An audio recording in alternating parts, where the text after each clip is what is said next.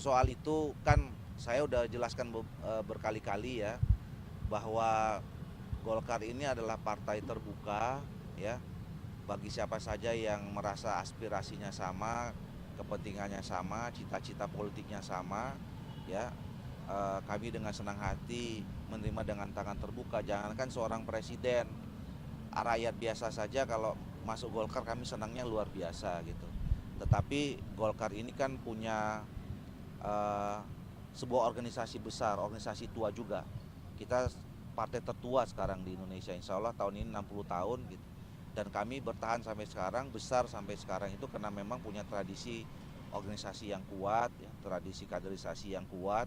Semua roda organisasi ini berjalan karena ada aturan-aturan, mulai dari ART, peraturan organisasi, juklak semuanya diatur dan kita taat dengan itu. Gitu. Nah sementara ini kan kalau bicara tentang Pak Jokowi, kami juga nggak boleh mengandai-andai.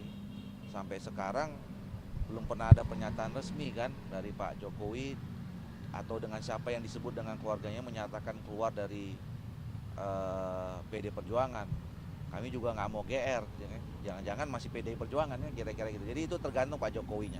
Tapi kalau Pak Presiden bukan lagi anggota PDIP, pembahasan di internal Golkar merespon seperti wajar? Nggak ada. Kita kan itu urusan internal masing-masing ya. Kami menghargai kedaulatan, otoritas dari masing-masing partai politik masing-masing ya.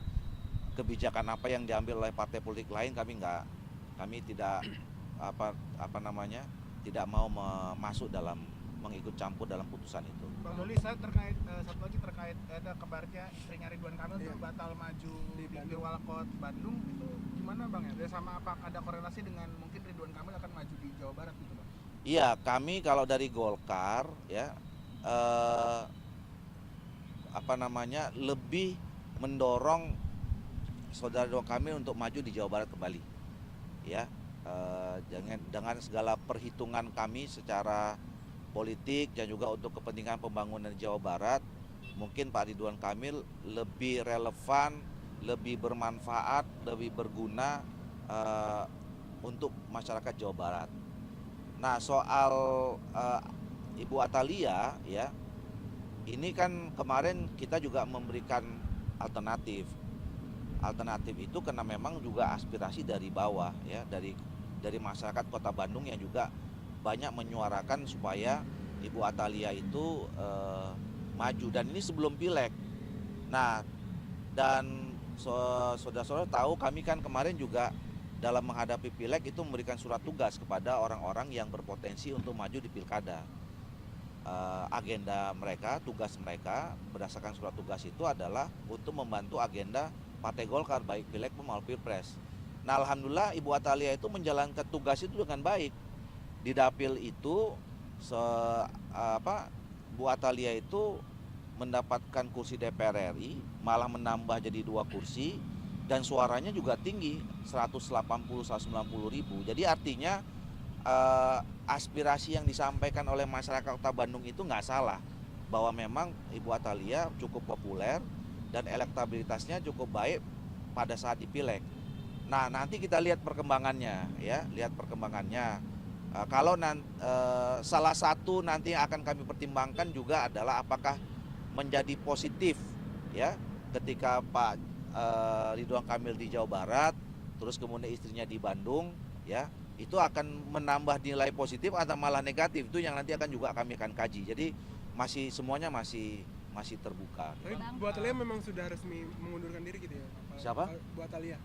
Dari maju Pilwalkot Bandung gitu Bang. Belum. Nah, apalagi yang nanti juga salah satu yang dipertimbangkan adalah Ibu Atalia kan sudah ngontrol DPR RI. Jadi kalau dia maju jadi wali kota, itu harus mundur. Nah, ini kan belum tentu juga setiap orang habis bertanding dapat sesuatu terus kemudian suruh tanding lagi harus mundur, yang kemarin kan belum tentu mau. Itu juga salah satu pertimbangannya nanti. Mengenai kubu non pendukung Pak Prabowo yang bergabung ke Pak Prabowo, Golkar melihatnya sejauh ini seperti apa Pak? Kami melihat bagus-bagus saja ya, karena begini, kami kan dari awal salah satu pertimbangan kita memberikan dukungan ke Pak Prabowo ini kan ada satu narasi besar yang dia selalu sampaikan, yaitu bagaimana Indonesia ke depan ini kalau mau maju itu salah satu syaratnya kita harus tetap bersatu bersama, solid gitu, membangun persatuan dan kesatuan gitu. Bersinergi antara elemen bangsa gitu. Jadi wujudnya kan salah satunya adalah bagaimana Pak Prabowo yang sekarang sudah ditetapkan sebagai presiden terpilih juga harus membangun komunikasi dengan semua elemen bangsa termasuk partai politik. Nah, cuman ada hal yang berbeda ya. Saya kira komunikasi politik itu menjadi mutlak, penting ya dilakukan gitu. Tapi apakah kemudian itu menjadi dapat disimpulkan bergabung dengan pemerintahan, itu belum tentu. Tergantung si partai politiknya masing-masing ya. Dan oleh karena itu kalau komunikasi politik itu sudah dilakukan dan terus dirawat ya, urusan berada di dalam atau di luar pemerintahan saya kira udah nggak jadi soal lagi, karena itu menjadi sama mulianya. Tapi Ya. dikhawatirkan mengurangi jatah Golkar sih Pak? Kalau soal kabinet, komposisi kabinet itu ke hak prerogatifnya Pak Prabowo.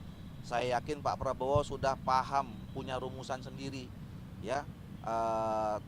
Siapa-siapa saja, dari mana saja, berapa banyak dari mana saja partai politiknya gitu.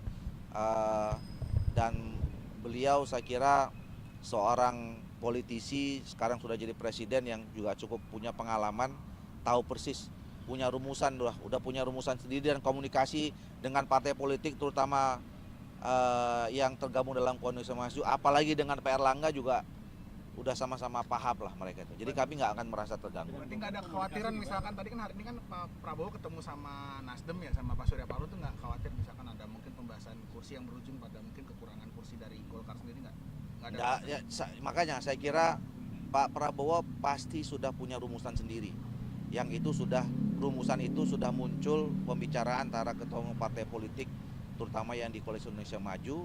Jadi kalaupun kemudian nanti ada partai-partai politik lain yang masuk, gitu, tentu saya kira itu sudah ada kesepahaman antara Pak Prabowo dengan ketua partai Golkar, ketua partai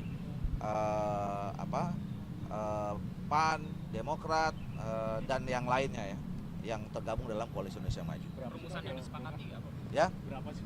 yang tahu Pak Prabowo, Pak Erlangga dan Allah Subhanahu Wa Taala. Pak, rumusan yang disepakati apa antara Pak Prabowo dan pimpinan partai yang ada koalisi?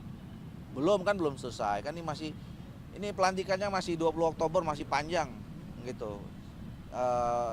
Walaupun saya yakin sudah ada pembicaraan awal ya, tapi finalnya kan nanti masih lama. Karena Pak memang Doli kan dapat punya kursi menteri nggak Pak? Apa? Pak Doli dapat kursi menteri? Saya ini kan pengurus DP Partai Golkar, itu tergantung dari Pak Erlangga Hartarto, ketua Bang, umum Munas kita. jadinya Desember. Ya, Munas Desember itu adalah keputusan ADRT. Jadi ADRT kita itu menegaskan bahwa Munas dilaksanakan setiap bulan Desember 5 tahun sekali. Jadi itu perintahnya ADRT Desember itu. Perihal ini Pak, tingkat besaran dari masing-masing suara pileg Hah? oleh Partai Koalisi Indonesia Maju akan menjadi salah satu instrumen perhitungan dari bagi-bagi kursi menteri itu Pak di setiap Koalisi Indonesia Maju. Ya itu yang tadi saya katakan, salah satu rumusan-rumusan yang juga mungkin sudah dibicarakan antara Pak Prabowo dengan pimpinan Koalisi Indonesia Maju, mungkin mempertimbangkan salah satunya soal itu. Suara pileg itu tadi Pak ya? Ya, oke.